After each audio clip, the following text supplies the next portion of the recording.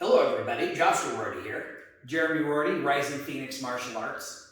With spring and summer right around the corner, we know a lot of you are going to want to go out and be tourists and do touristy things. So we wanted to talk about how to defend yourself while you're in a crowd. Certain places like concerts, fairs and amusement parks, and even certain movies that are popular will have large crowds when they release. So they sound like all this thing would be a lot of fun, but we do have to be aware that there are still certain dangers. We can't be totally relaxed. We have to be aware of people mainly that might be trying to steal from us, like mugging or pickpockets. So here we go, self-defense against that. Don't go to large crowds. Thank you very much. We'll see you in the next video. Now, the problem is that the fear of a lot of these issues can cause anxieties for people going and hanging out at crowds. Maybe you're somebody who knows that you have an issue with anxiety in crowds, or maybe you're in this crowd and all of a sudden the anxiety hits you.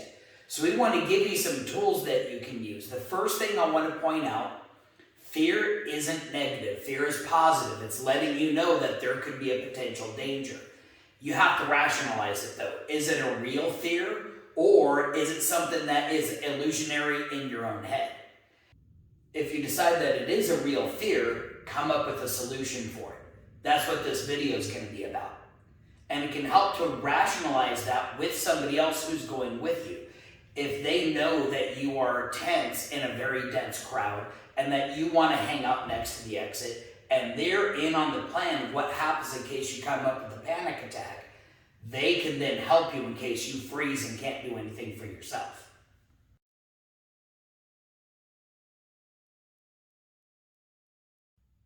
First thing, when you're going to be going to a touristy area that you know is going to have large groups, you should never go alone. You should have somebody with you, or even better, go as a group. And it's important when you go as a group or with somebody else that you stick together. One way to do that is through communication. Everybody should have cell phones, especially children. Somebody gets lost, they can be tracked by a cell phone.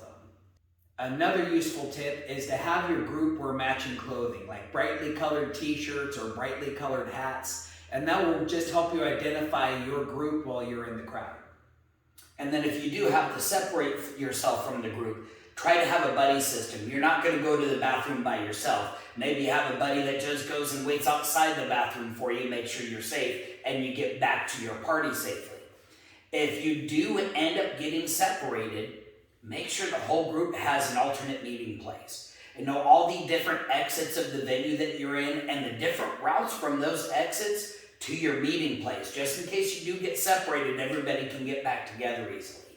You may also need some self-defense skills. We have some really good videos on how to deal with multiple attackers, as well as how to defend yourself as a team.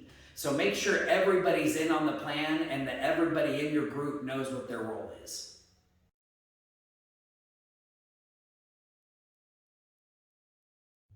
The number one thing that will always keep you safe is in your awareness. If you've watched our basic self-defense video, we talk about different levels that you can have your awareness at. And you should really only be in green when you're at home, front door's locked, and Netflix is on. Netflix is in no way sponsoring this video, by the way. Other than that, if you're out in public, you should always at least be in yellow so you're aware of what's going on around you. Now, maybe you're going to be going out with your family and you've got the kids with you, so you and your significant other might decide to be up at threat level orange, always aware of everything and be ready to go, so your kids can be down at the level of green and be relaxed and enjoying themselves. But then you and your partner have to make sure that you're both aware of the self-defense plan that you've put together so you can jump into the red anytime you need to.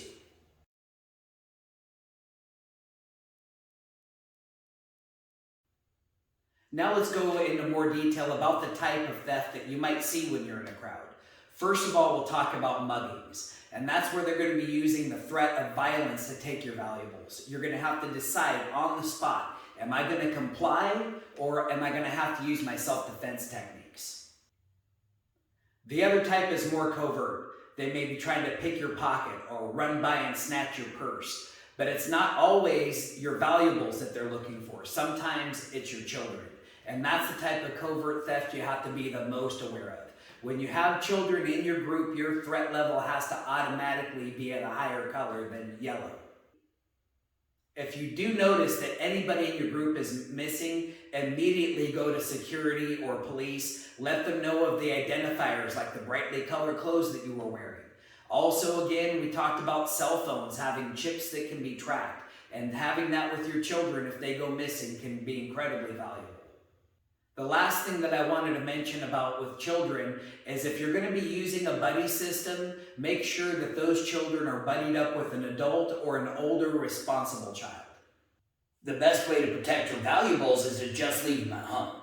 People are going to be looking for backpacks and purses, so if you got one, make sure it's connected to you securely and they can't just snatch it off your back. If you got your cell phone with you, don't let it be a distraction to you. If you're looking at your cell phone, you're not going to see the person that comes right up and grabs that cell phone out of your hand. And on top of that, you're kind of like brandishing the cell phone. Hey, look at this really cool item I have. Same thing with your wallet. Don't carry a whole bunch of cash with you. Carry what cash you need. And you might even put it in a dummy wallet that doesn't have all of your stuff in it, all of your family pictures, in case you need to hand it over. You just grab your dummy wallet, you throw your ID in there, you throw your little bit of cash, and then instead of your regular debit card, you maybe have a prepaid card that you're bringing with you, and that's what you're using. If you can leave a lot of that stuff at home, then if you do get mugged, you can hand that over and not be worried at all about what you lost. The last piece of advice I have to share with you about protecting your wallet comes from our grandpa. Back when we went to China, he relayed his story of his visit to Hong Kong back when he was in the military. And there was a common thing where people, even kids, would come up behind you and push on your back pocket to make your wallet pop out, and you didn't even know that wallet was gone. So he told us we should keep our wallets in our front pocket and then even walk around with our thumb in the pocket. That way nobody could get that wallet out without us knowing about it. And it's important to realize that these thieves, they work in teams. And so if you're more aware, you can see when these things are happening. Usually there will be one person to distract you. So especially if you're a tourist and somebody's asking you for directions, then you should probably have some red flags going up right then. The person who is distracting you is trying to keep you distracted from the real person who is coming up to try to snatch your items. That person who snatches your item is then going to take it to somebody else who is then going to take it to a drop-off site. So it's usually 3 or 4 or more people that are involved in the theft. And so especially if you're in a group and you're together and you all have the same awareness plan, this can really help prevent that type of theft from happening. Maybe make sure everybody in the group has seen this video. Like and subscribe.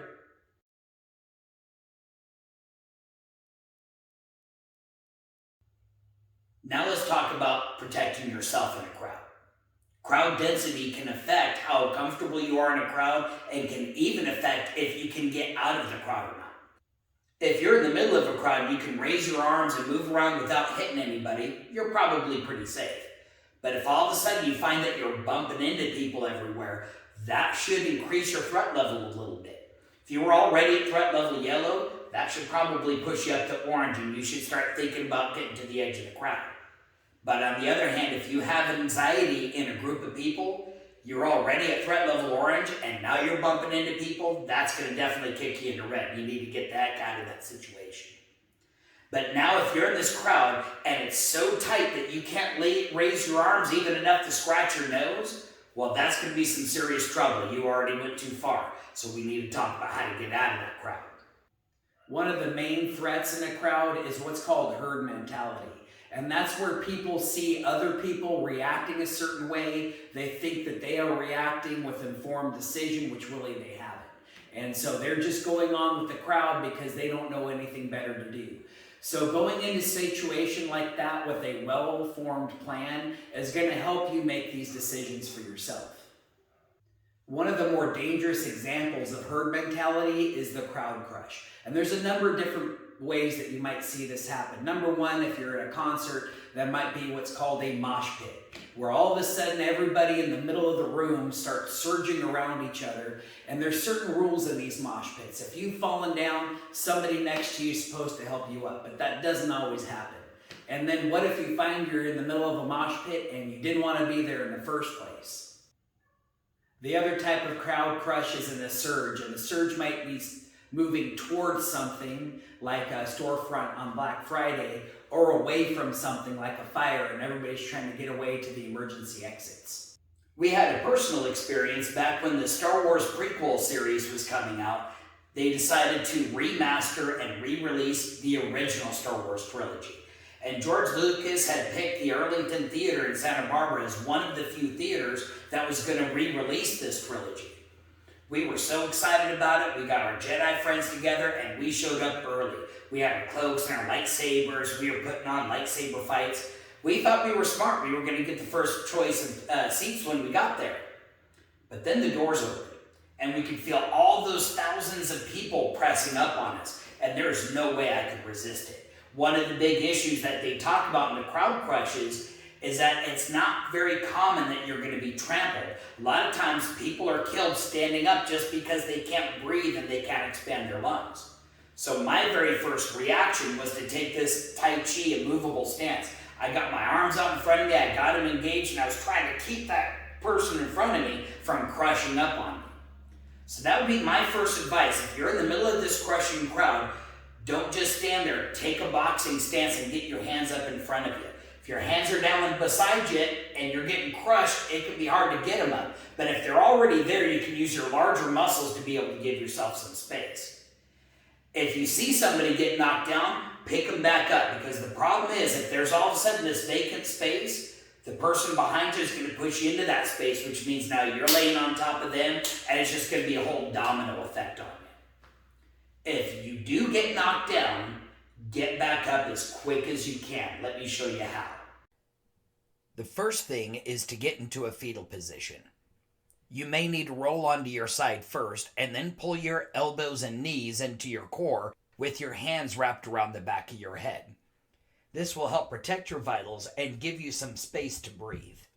From there, roll over to your elbows and knees to give yourself a more stable position to stand up from. Make sure that your head is pointed in the direction that the crowd is flowing. This will keep you from getting kicked in the head. Don't stand up on all fours. This gives you the structure much like a cardboard box, which could be easily collapsed by the pressure of the crowd. Instead, you can use one hand to help you get up while the other one protects your head.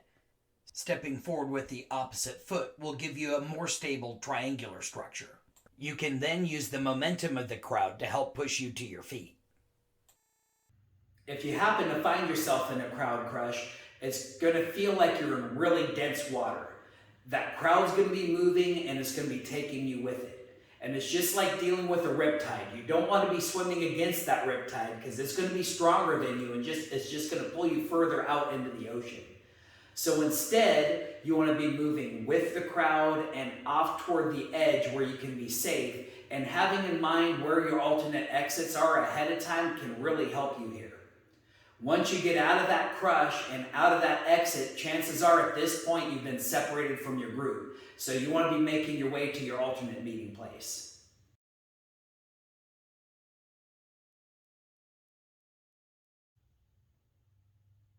Strategies like this can be really easy to learn off of a video. Skills, however, are a completely different story. So I'd recommend find a martial arts school in your area and get yourself and even your whole group together to get some training. Let the instructor know what your concerns are and they can come up with something for you. If you're in the Southern Oregon area, look us up on dojo2u.com. That's going to give you all the details on our class times and locations.